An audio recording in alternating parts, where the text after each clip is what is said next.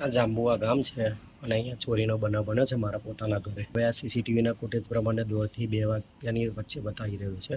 અમને 4 વાગે ખબર પડી છે.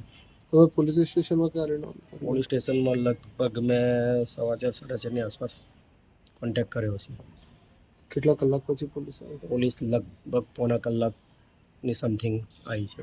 પોલીસની કામગીરીમાં તો હવે બધા અમુક 70% 60% કર્મચારી સારા છે, પણ 30-40%ના જે ગેરવર્તન કરે છે, જે ધાક ધમકી ભર્યું જ વર્તન કરે છે આપણી જોડે.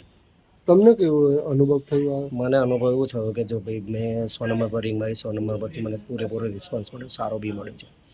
અને વચ્ચે જે બી કોન્સ્ટેબલ એક આવ્યો, એ કોન્સ્ટેબલ બી આવ્યા પછી એને સારું જ હતું. પણ જે રાઇટરની વાત આવી, રાઇટર પછી જે એ લોકોએ એમનો રૂબાબ ચાલુ કર્યો અને પછી મેં મારી રીતે મારા હોદ્દાની જાણ કરી કે ભાઈ હું આ વ્યક્તિ છું, એટલે પછી એ ડીમ પડીને અહીંયા આવે છે. પણ એમની જોડે જે બીજા રાઇટર આવે છે, એ બીજા રાઇટર પાછા મારી જોડે જોરથી જ વાત કરે છે કે અમે તમારા માટે નવરા છે, તમે જ્યારે ફાવો તો બોલાવે આવી જઈએ.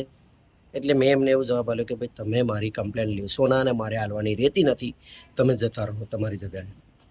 એટલે પછી આમાંથી વધારે થયું. એટલે મને એમના દિનેશભાઈ ડિસ્ટાફના સારું વર્તન કર્યું છે. એમને સારા માણસ છે કે ભાઈ આવું છોડો, આપણે કમ્પ્લેન આપી દો. એટલે મેં એમને કહ્યું કે ભાઈ હવે મને એટલું મન દુઃખ થયું છે કે ભાઈ મને કમ્પ્લેન આપવાનું યોગ્ય લાગતું જ નથી, કારણ કે કમ્પ્લેન આલીને બી જો કશું જ રિઝલ્ટ ના મળવાનું હોય, અત્યારથી જ આવી વાત છે તો રિઝલ્ટ શું મળવાનું? એટલે મેં કીધું કમ્પ્લેન મારે આવવાની કોઈ જરૂરિયાત નથી.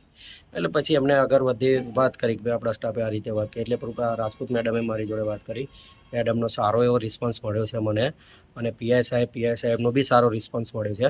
પણ વર્દીના રૂપમાં નાના કર્મચારી જે જોર મારે છે એમના પર ધ્યાન રાખે આ લોકો, એટલું મારું કહેવું છે. તમે એવું પણ કીધું કે હું હર્ષ સંઘવીને આને લઈને મેં અને હું બીજેપી કાર્યકર્તા છું, વોર્ડ નંબર 19માં ઉપપ્રમુખ છું. એટલે હું સાંજે હર્ષ સંઘવી સાહેબને ઈમેલ કરવાનો છું, ગૃહમંત્રી સાહેબને, કે ભાઈ આ પોલીસ સ્ટેશન મક્કાપુરાની અંદર આ પોઝિશન મારી જ જો આવી બનતી હોય તો બીજા માણસની તો કોઈ વેલ્યુ જ નથી ને.